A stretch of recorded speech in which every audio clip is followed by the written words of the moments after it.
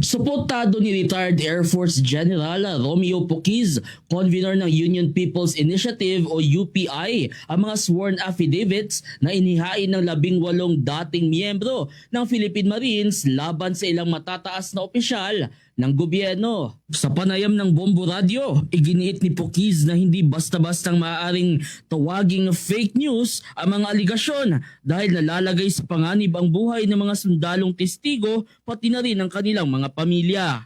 Ayon sa kanya, posibleng baliwalain ang kanilang mga testimonya dahil sila mismo ang direktang nakasaksi at nakibahagi sa pagdadala ng mga maleta na puno ng milyon-milyong cash.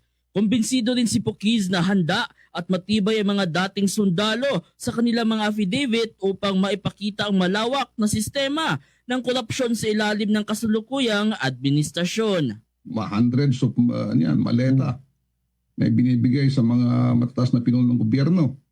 Kasama doon ng ating Pangulong Marcos, mga congressman, senador, mga cabinet secretary. So ito ay nagpapatunay na may talagang ginagawang pagnanakaw sa ating bayan, ano ha? Maski ang Malacanang sinasabi nila na fake news daw, fake news. Anong fake news yan? Sworn statement yan. Corroborated statements yan nung nakaraang disclosures na ni Saldico, ni Sergeant Gotesa at ng iba pa na mga lumalabas sa media sa mga hearing, ano ha? So hindi naman gagawin ng mga dating sundalo niya kung fake news, ba't mag-fake news pa sila? Malaking risgo yan sa kanila.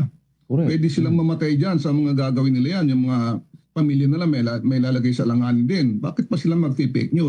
Ang pahayag ni retired Air Force General Romeo Poquiz, convener ng Union People's Initiative.